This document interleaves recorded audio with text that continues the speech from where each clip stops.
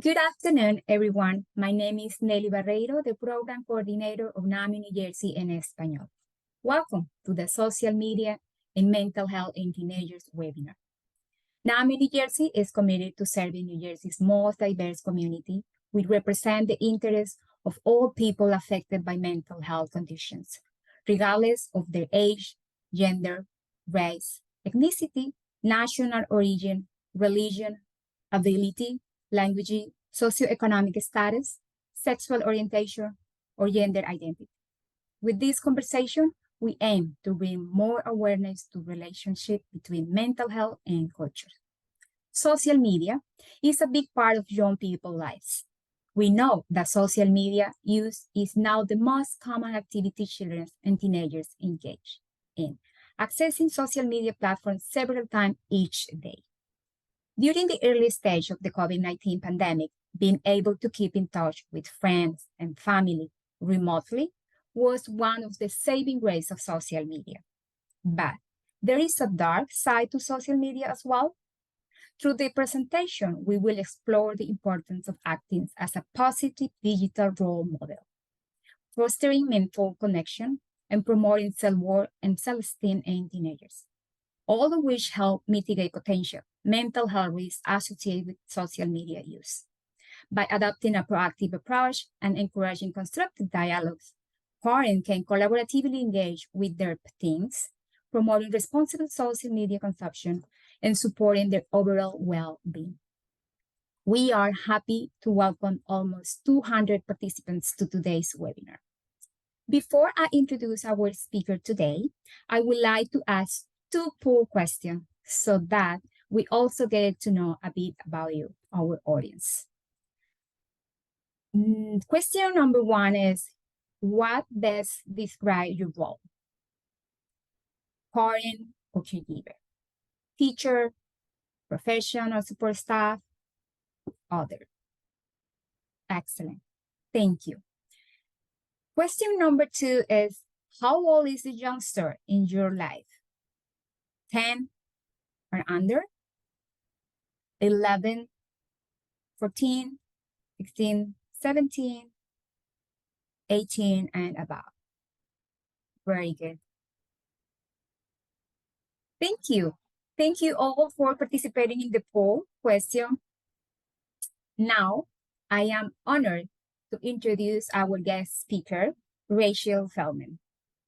Rachel is a New York and New Jersey-based licensed clinical social worker and ADHD certified clinical service provider. Rachel provides neuroaffirming bilingual and Spanish psychotherapy with a specialization in working with children, adolescents, young adults, and parents. She also is a member of the Volunteer Advisory Board for Bergen County's local chapter of children and adults with ADHD. Rachel earned his Master of Social Work from Columbia University School of Social Work and had the unique opportunity to have 3 internships over 2 years of schooling. Rachel is passionate about supporting clients and uses a creative approach to cater to support clients. She firmly believes in the inherent potential within each individual to live their best life, recognizing that the key to unlocking this potential lies in understanding their unique needs.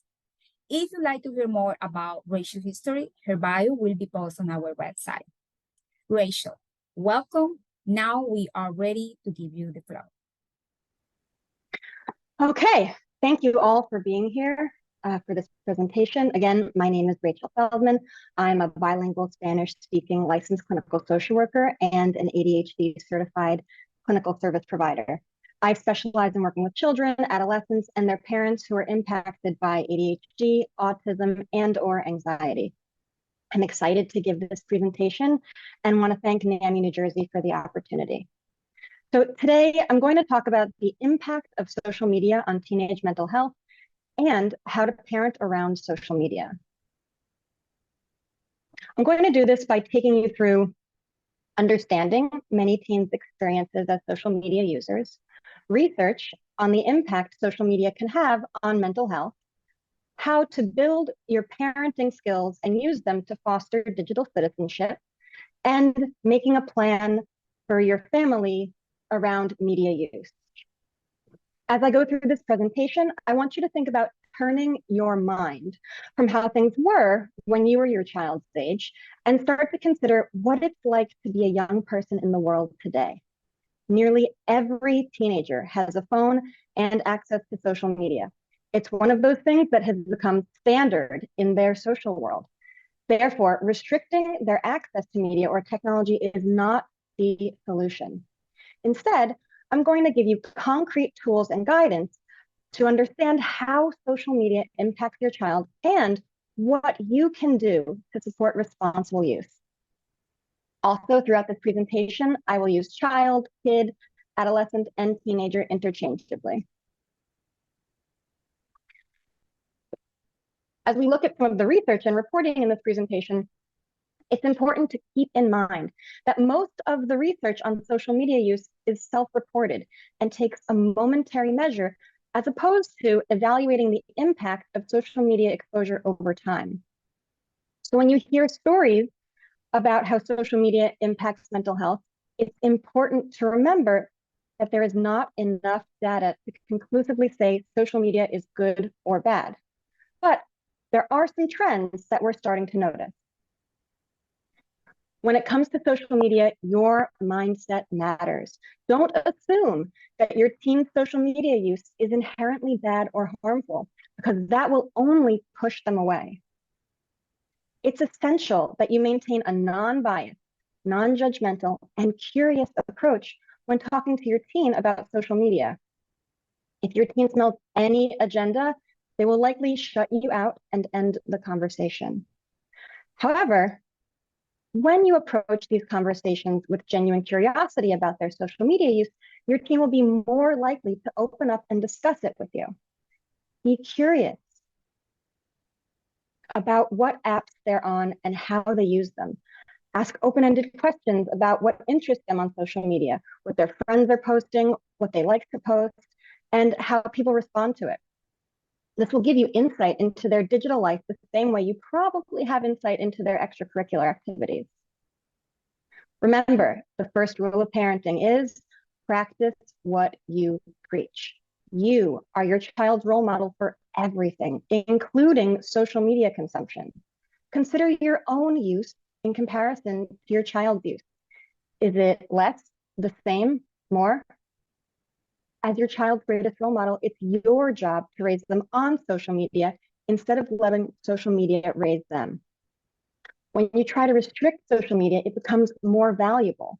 And if they have a laptop, phone, or tablet, your kid will find a way around any restriction you put in place. Later on, we'll talk about making a plan for social media use. So think about the fears you may have surrounding social media and where they come from. Is it a fear based on knowledge or lack of knowledge? Many articles and news stories we hear have been shown to be fear-mongering and sometimes represent an anomaly. So address your own fears of technology, parenting patterns with media, and seek the information and or support that you need to overcome these fears. Keep in mind, restricting and removing devices or apps is a short-term solution that does not address the root of your concern, nor does it teach digital citizenship. If a teenager is told no, they will find a way around it to get what they want. So meet your teen where they're at and work with them to cultivate a healthy media diet and build digital citizenship.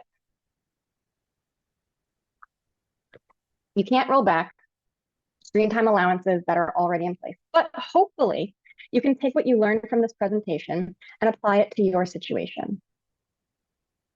Check out the statistics from Common Sense Media.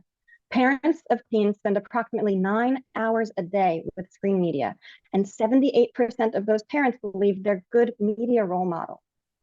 Keep in mind, if a parent is spending more time on screen media outside of their job than they spend sleeping, then that's what's being modeled for the teen. So consider, is 9 hours a day with screen media signaling good media role modeling for kids? Again, think about how many hours a day you spend on screens, whether your child is present or not. In their lifetime, teenagers will spend more time on social media than they spend at school, sleeping, or eating. Since they're spending so much time on social media, it's important that we understand their experience and parent them around screens instead of letting screens parent them. So let's look at some statistics about their experiences on social media. In 2021, the Pew Research Center conducted a survey of teenagers in the US about their social media use and experience. This is what they found. When looking into impact, approximately 32% of teens believe social media has had a mostly negative impact on peers their age, while only 9% feel it had a negative impact on themselves. Conversely, teens are more likely to perceive a mostly positive impact on their own lives, with 32% saying social media has had a positive effect on them personally. That's compared to 24% who say it's been positive for their peers. The majority of teens, however, believe that social media has had neither a positive nor negative effect on themselves or on other teens. When it comes to experience, teens more readily report positive experiences than negative experiences on social media. These positive experiences include feeling connected to friends' lives, expressing creativity, finding support, and feeling accepted.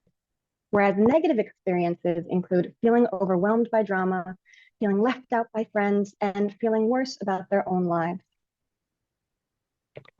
Regarding protection and oversight online, many teens would like to see harsher consequences for cyberbullying or online harassment.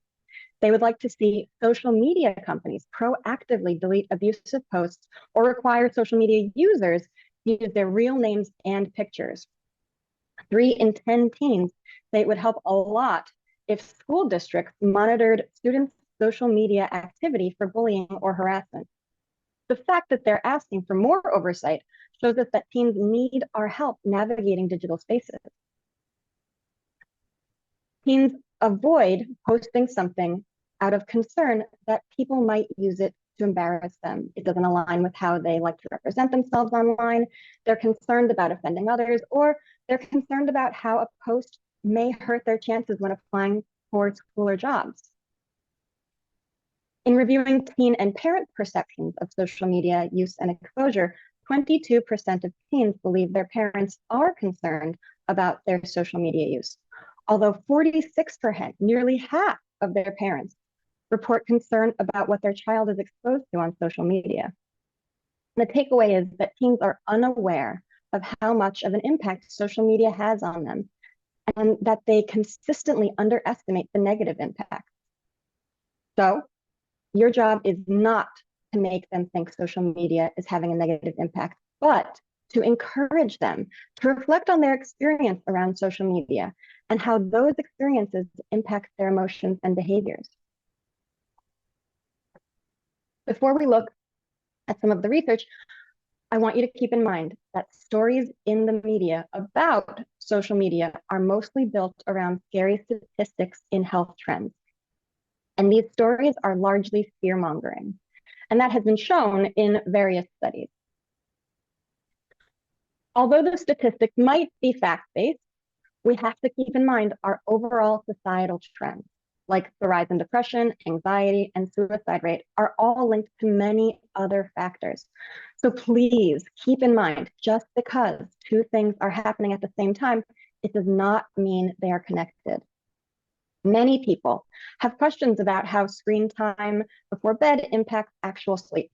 The research around blue light and screen time before bed is somewhat inconclusive, but what we do know is that if you have a phone in your bed, it can delay the onset of sleep and disrupt sleep, especially if notifications go off while you're sleeping. However, there is research that indicates the presence of devices in the bedroom can lead to increased obesity, metabolic abnormalities, poor self-esteem, poor academic performance, and fewer friends. We see that engaging with your child, which is called co-engagement, around their social media increases the chances that they'll reap the benefits of their social media use instead of the dangers. So look for opportunities to do or watch things together. Scroll TikTok together, send Snapchat to family members together, find an opening through their apps of choice. When viewing influencers or celebrities online, you can ask them things like, what do you think their real life is like? Does this seem like a sponsored post to you? Do they ever post without filters or Photoshop? Or what comes up on your For You page? We'll talk more about co-engagement later on. Studies also show that building digital citizenship can help mitigate some of the negative aspects of social media use. We're going to talk more about digital citizenship later on in the presentation, but essentially it refers to being a respectful citizen within the digital landscape. So while we're missing a lot of information from the research, here's what we know is true. There's a link between significant amounts of free time spent on social media and a teen's general happiness. Now, this doesn't mean all social media is bad, but too much of things like scrolling TikTok, watching Snapchat stories of a party you weren't invited to, or using a group chat as a lifeline to the world can bring up negative feelings about oneself and get in the way of tasks that are important for development and maintaining social relationships. On the flip side, short amounts of time on social media can be positive as a means to connect in a socially digital world, relieve stress, or relax. We also know that the way a teen uses social media informs how it impacts them. The two most common uses of social media are active and passive use. Active refers to posting, liking, commenting on content, and interacting with others on social media. Active users are motivated by connection and community. Passive use refers to browsing posts or content shared by friends or strangers without any liking, commenting, or interacting.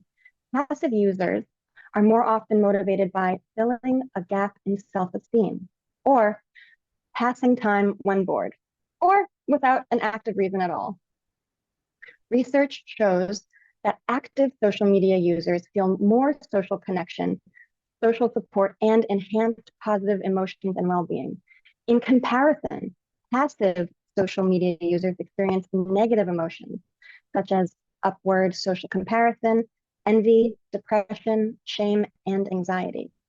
This research makes me far more concerned about the teens who are not posting or interacting on social media than the ones who are. So I want you to talk with your teen about if they post or comment on social media. Do they post selfies? What angles do they prefer? What do they dislike or like about their selfies? Whose posts do they comment on? What's the tone of their comments? And so on like that. This will give you a sense of how they see and present themselves online. The way they choose to present themselves online is called selective self-presentation. Many teens who actively use social media are less interested in their real life presentation and more interested in transforming their online identity into one that matches the values and principles of their generation. Remember, you want to know all about this just as much as you want to know about what outfits make them feel most confident. When it comes to how social media use impacts mental health, other factors may matter more. Factors such as overall media balance, sleep, general health, social life, and extracurricular activities have been well researched when it comes to their impact on adolescent mental health. The benefits of these factors are not necessarily offset by social media use. Let's talk about the potential benefits of social media use.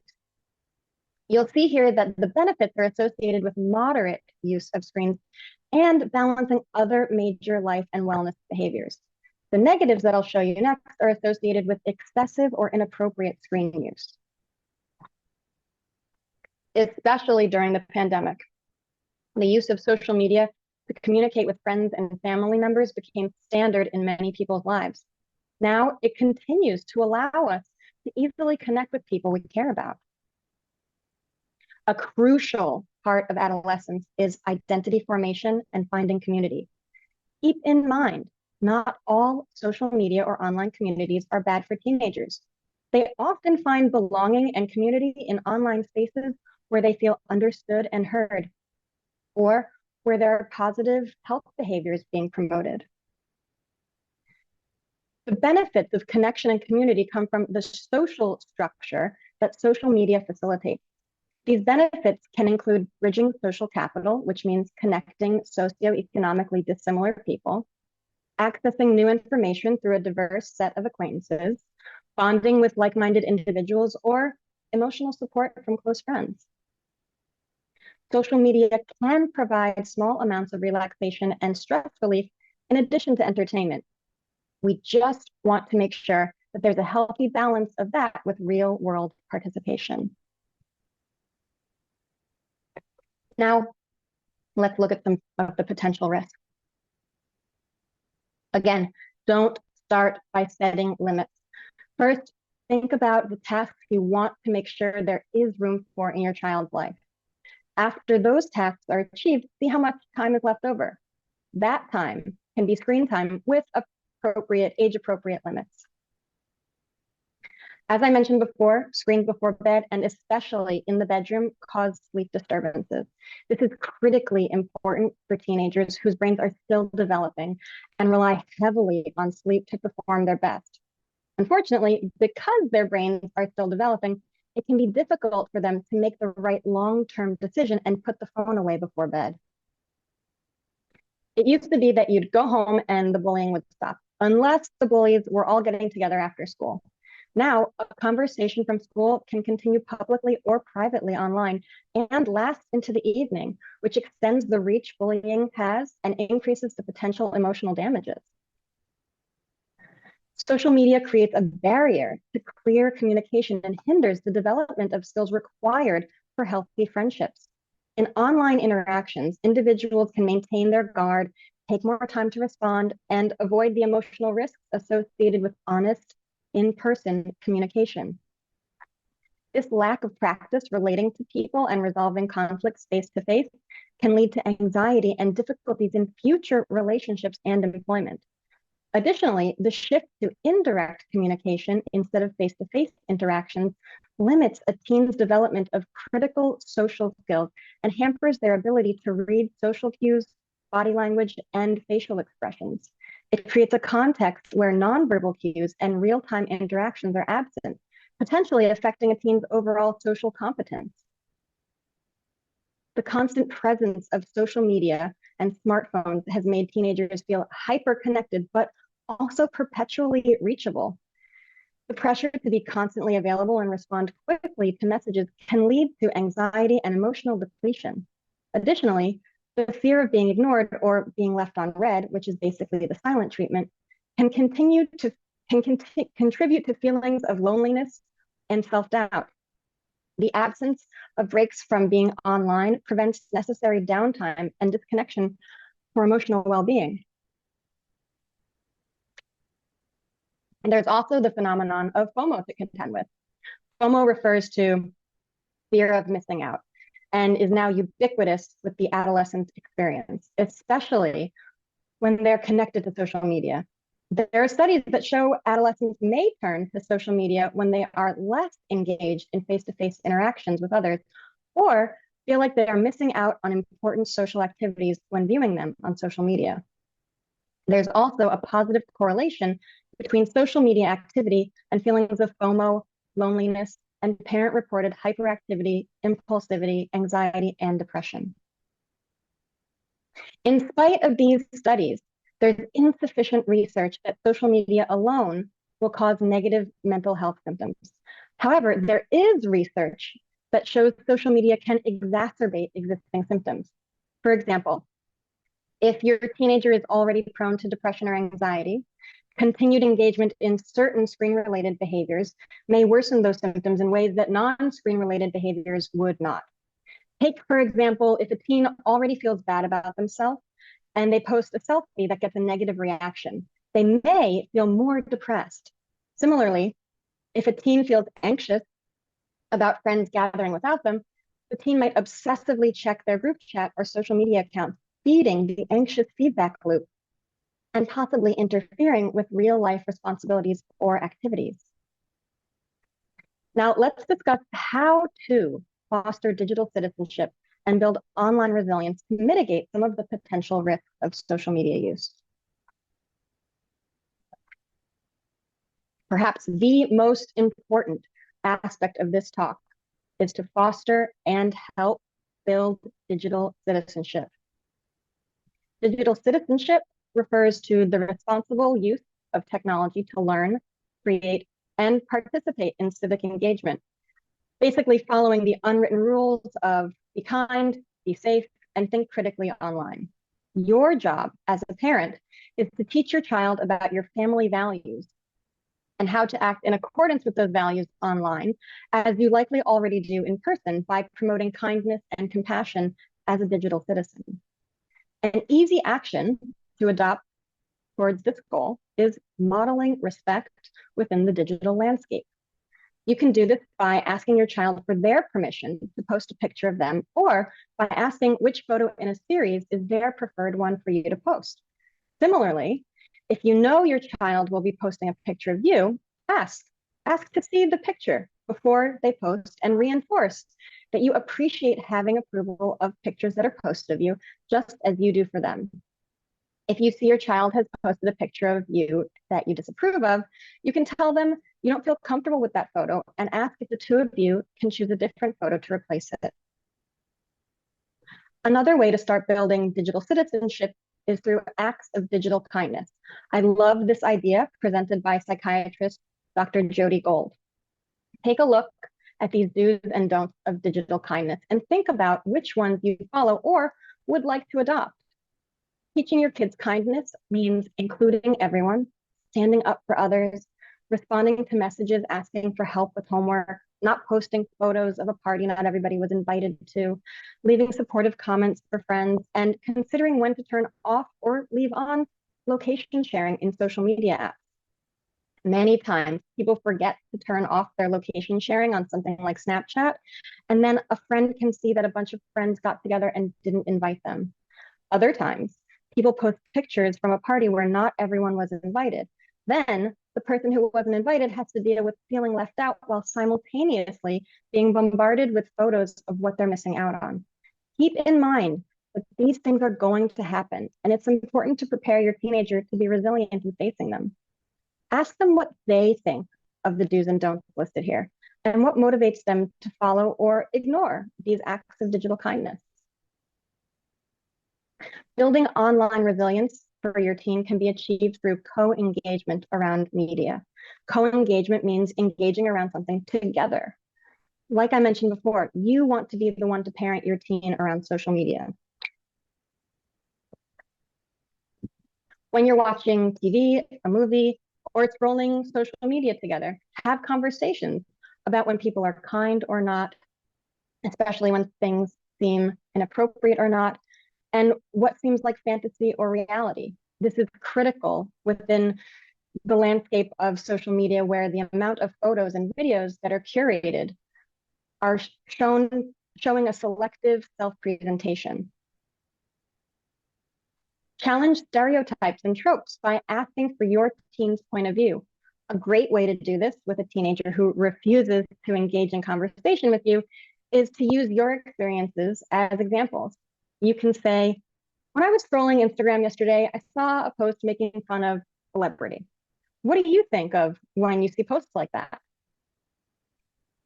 Have conversations about your family values and ask how your teen wants to act in accordance with those values while online.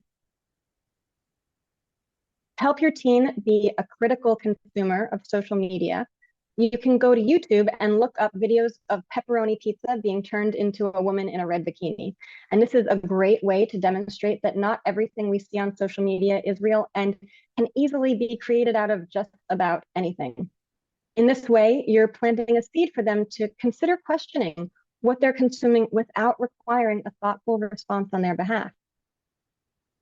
Finally, don't protect them so much that they can't make mistakes online. When they do make mistakes online, help them apologize so they can understand the impact of their online behavior. You need them to make mistakes and face the natural consequences of their actions for them to do differently moving forward. At the same time, they need your guidance on how to move through those consequences.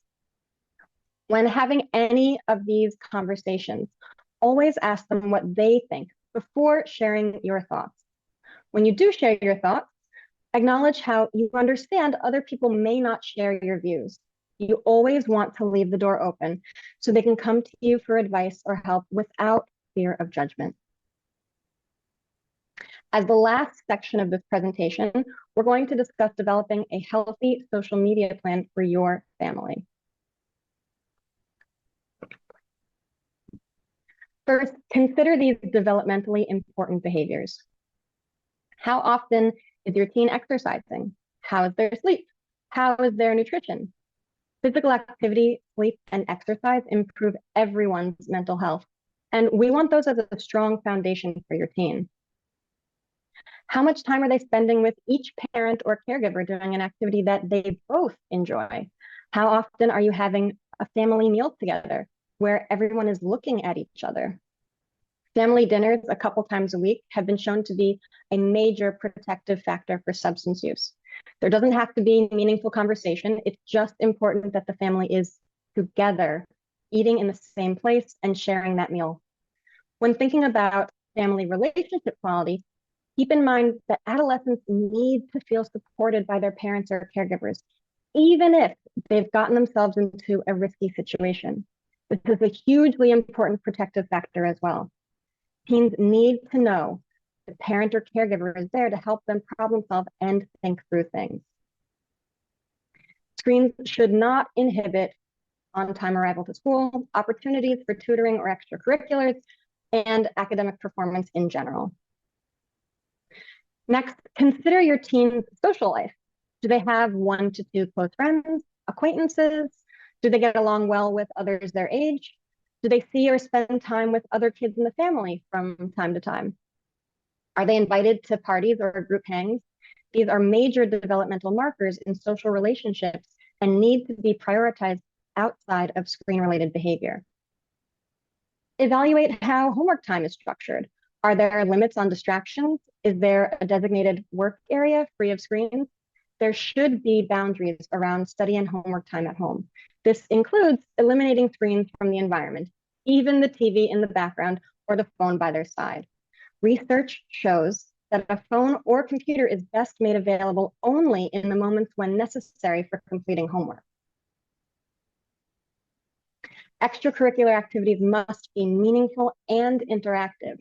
This can include coding or robotics if that's something they're interested in, but it must be in real life and interactive with other people. In this way, parents can help teenagers cultivate interests that are not just screen-related. The takeaway here is that too much time on social media can be problematic, especially to their mental health when it takes priority in a teen's life and they're not meeting their core developmental goals and responsibilities. So as long as social media is not displacing other developmentally important tasks, you can begin to make a screen time plan with your family. I strongly suggest creating the plan with your whole family so that you get a sense of what everyone feels their media needs are. Outlining non-negotiables means discussing concrete rules and expectations for online behavior. For some families, that means no posting selfies, no swear words in group chats, no sending photos, no TikTok, or no phones in the bedroom overnight. In addition to the behaviors you want your teen to avoid engaging in, be clear about the behaviors you do want them to engage in. Remind them that you expect them to act online in a way that would make grandma proud. That could mean posting a nice picture of themselves, art they've made, scenery, etc. It's important that everyone understand what behaviors continue to allow them access to screens and what behaviors are cause for removal of screens.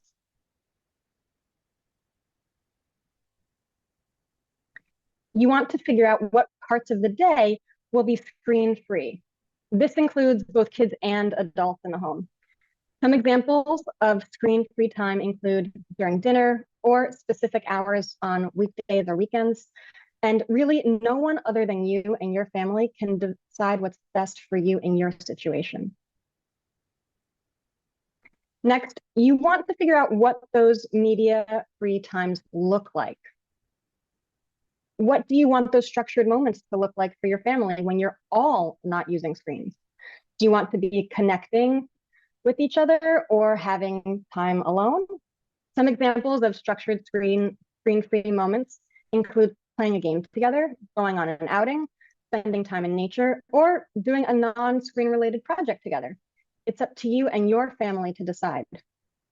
It's important to remember during this time, parents should not use screens. And that's not that your work and communication needs aren't important. It's just that if you don't model the behaviors you want to see in your child, they won't engage in those behaviors. Another important consideration in creating a family media plan is the use of media in public and private spaces.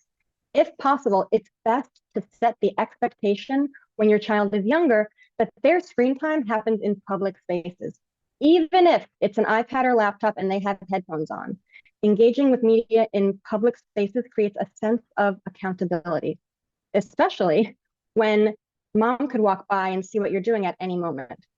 If your kid doesn't yet have their own computer and you plan to get them one, I strongly suggest getting a desktop computer for them and placing it in a public space. If they already have a laptop, you can purchase a laptop lock that connects the laptop to furniture to keep it in one place. Taking a screen into a private space entails some measure of trust that must be earned. So think about, what do you need from your teen so you feel comfortable trusting them with a device in their room? Communicate that to them, and together you can develop a way for them to earn that privilege. Have a conversation with yourself or your partner about what screen-related behaviors you want to promote in your home and how you can start modeling those behaviors. You want to show your child that you behave the same way you expect them to behave online and how it relates to your relationship with screens. Take stock of your screen-related expectations for your child and how you are modeling those behaviors. Know your expectations and what they look like in their infancy as you begin to shape them over time. Be clear and upfront about how you plan to monitor and keep your child accountable for their behaviors to meet your expectations. Stress that you're not concerned what others are doing, but with what your kid is doing. For example, if you want your child to only use appropriate language in group chats, then there should be a discussion early on in their technology journey that you'll be monitoring their group chats. Then take every opportunity possible to positively reinforce appropriate examples of communication and times they didn't fall for it when a friend tried to bait them into breaking this rule. If you notice them struggling to stick to the rule, ask them what gets in their way. Keep in mind, some teenagers use social media or screen time as an outlet for creativity through gaming, art, communication, and more. Talk with them about their screen-related interests and see how you can support building more scaffolding around that interest. For example, a teen who loves playing video games may be interested in a computer coding or animation class.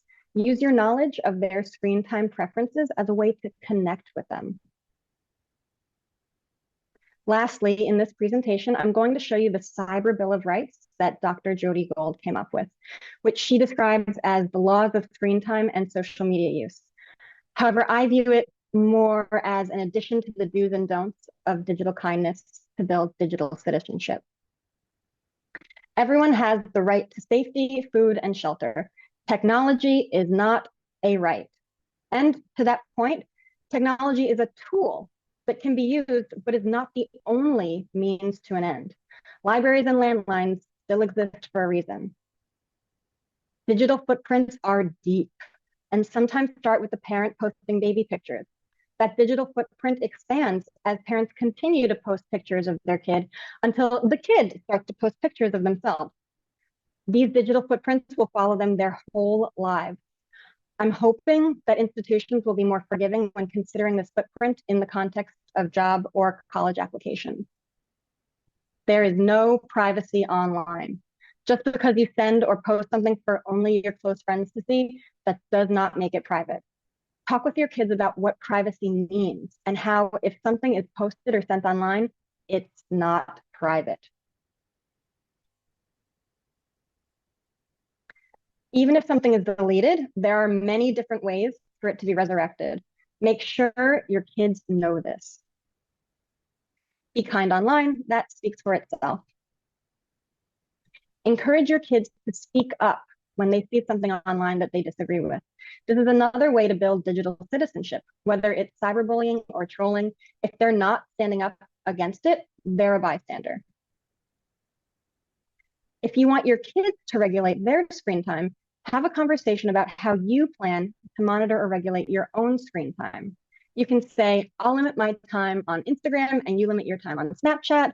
Let's check back at the end of the week and see how much time we each spent on those apps.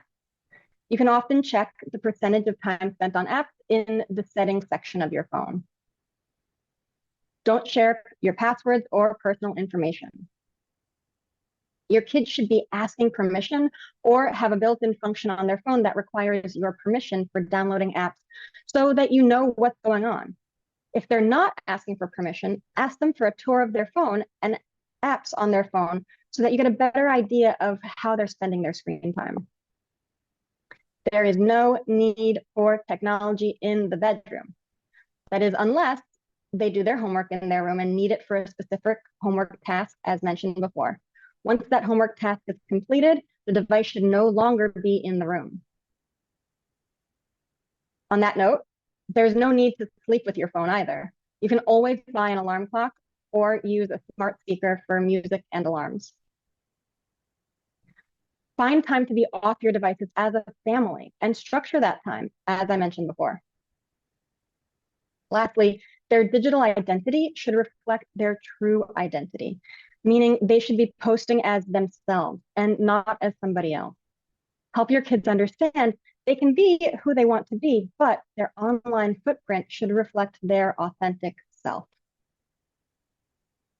I know this can all feel overwhelming, especially if you have fears or preconceived notions about social media and screen time in general. Social media is not going away. So remember, with the right skills, it's possible to help your child make the most of their online experience.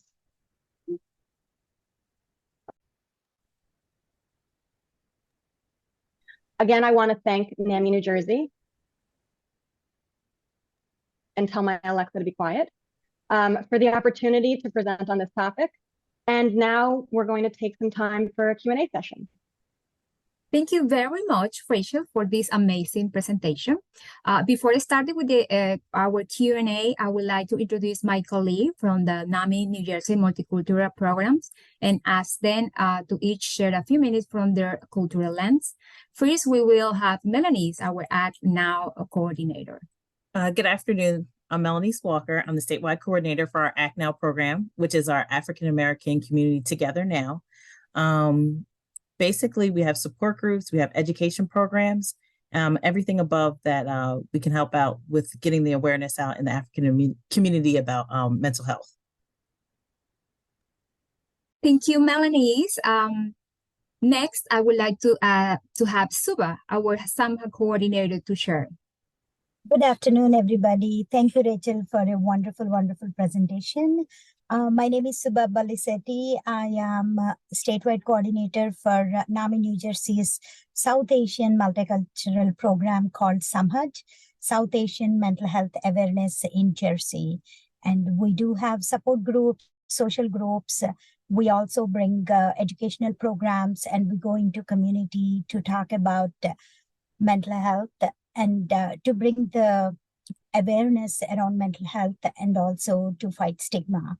And we are very thankful to be part of the group. And Rachel, once again, thank you so much for a wonderful presentation. Thank you so much, Suba. Now, I would like also share a little bit about NAMI New Jersey en Español. NAMI New Jersey en Español has been serving for 24 years and provides support, education, and advocacy for families affected by mental illness in their own language.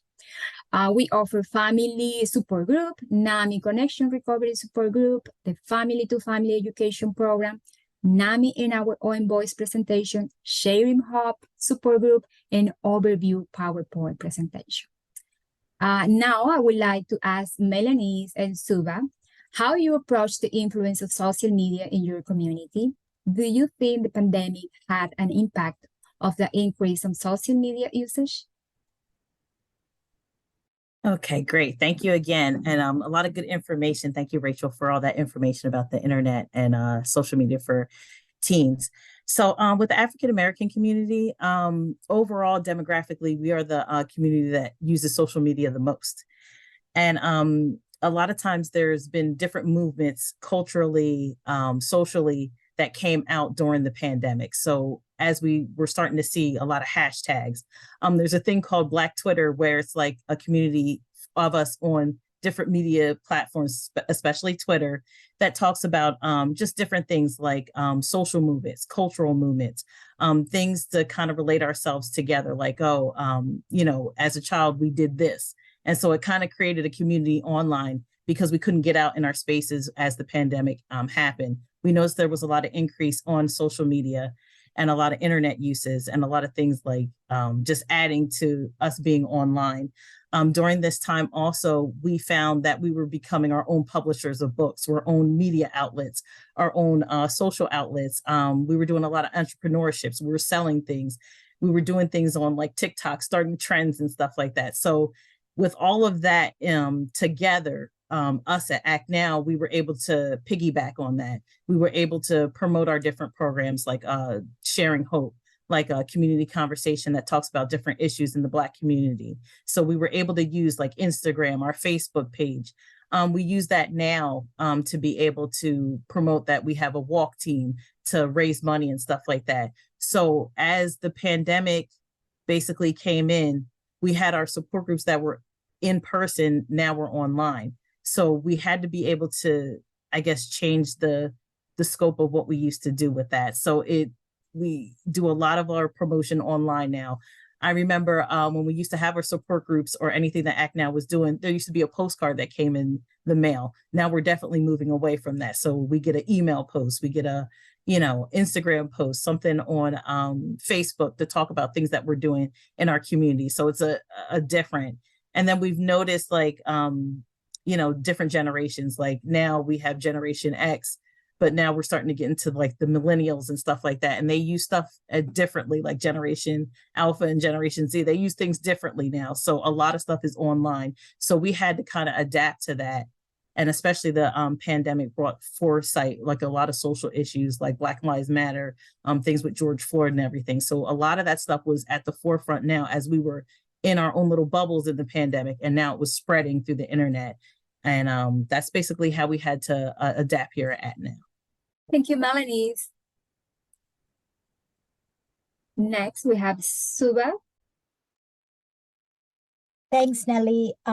Definitely the pandemic had an impact on the increase in social media usage. Basically, we all know pandemic disrupted day-to-day routines and lifestyles for almost all of us. And as Rachel was also discussing and Melanie's, social isolation led to decreased in-person interactions and increased virtual presence, right?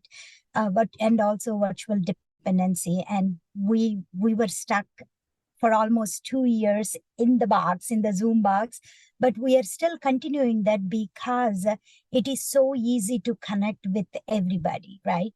So when we talk about Samaj, that's what happened. As soon as pandemic hit, we moved all our support groups and social groups to virtual platform, and the number of people that were attending increased.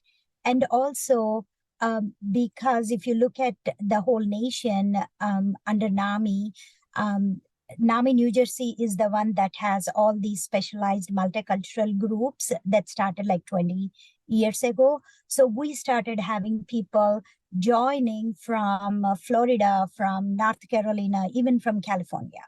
So it actually helped many to get onto the support groups and get really needed support, very needed support. And also a lot of cultural organization, language-based organizations from South Asia, they started having panels virtually, and we were able to participate in the panel discussions about mental health, autism, you name it. So we started talking about caregiver programs also virtually. So which was amazing because the support a lot of people are needing. They were not going in person because of the stigma behind it. But once it was virtual, people were able to join from faraway places also. So that was one of the biggest benefits of of the social media.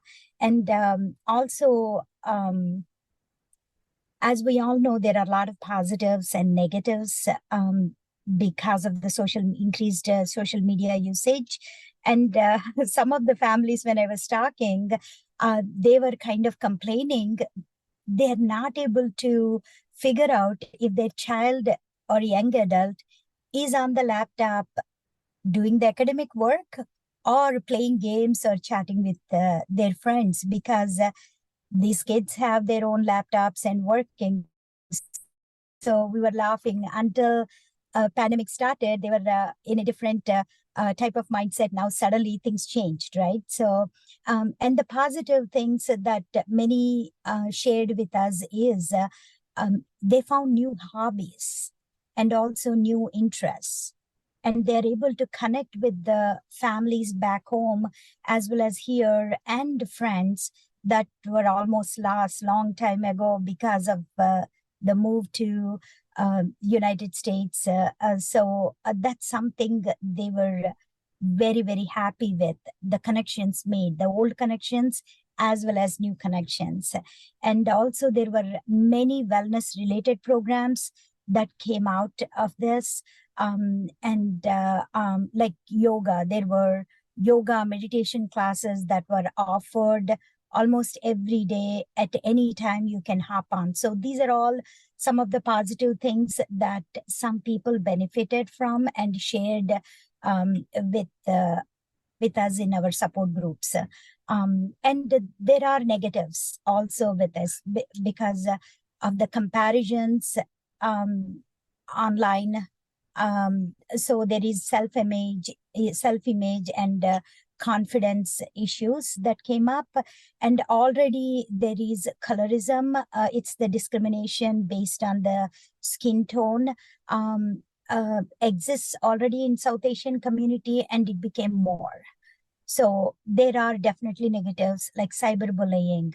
We saw so much going up because now everybody has access to all the different social media like TikTok and Snapchat, all those things.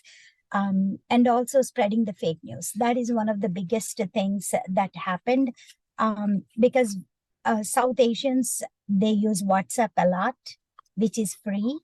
And anybody who has smartphone can get the app and then use the WhatsApp. So people started forwarding messages. And we all know social media has been crucial for seeking and communicating information. But this misinformation, along with the real information and news, that is what was one of the problems, which created actually lot of challenges within the families because of the different opinions and all that. So that's another thing a few people in our groups talked about, because it was free and you can just click one button and then with one click you can forward the messages without looking. They were sending messages with fake information and fake news. So that brought in a lot of conflicts within the families and within the friends groups. So these are negative sides, even though there were these challenges, but there were great communications that were happening and learning from each other is happening. So these are some of the things that we talked, and this is the influence I think we had on in our community because of the social media usage. Thank you so much. Thank you so much, Suba and Melanie. Next, we would like to play a clip with a sharing by Hugh, our Camp Hub coordinator. Hi, everyone. I'm Hugh Low, the NAMI New Jersey Camp Hub statewide coordinator. Thank you, Nelly, for giving me an opportunity to share some of my points of views regarding the topic of social media and mental health in teenagers. According to my own experience, I think social media does have good influences in my community in some ways. It does help facilitate communications and interactions among community members. For example, we exchange information, share photos and nice places to go, make comments, show appreciation, and give thanks to others through social media quite a lot, just like what everyone does nowadays. In my community, lots of members are from different Asian countries. They have families and close friends who live far apart from each other. Social media does play an important role as people connect with their loved ones through various online platforms. Pandemic definitely had an impact on the increase in social media usage. During the pandemic, we didn't even have a chance to meet others face to face, but being as a human being, networking with different people in order to build a stable, trustworthy, and safe relationship is actually one of our basic needs.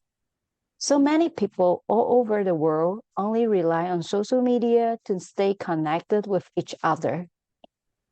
Unfortunately, a lot of people started to become detached from their surroundings, not willing to get back to normal lives, becoming socially isolated after the pandemic, and not able to get out of their new comfort zone.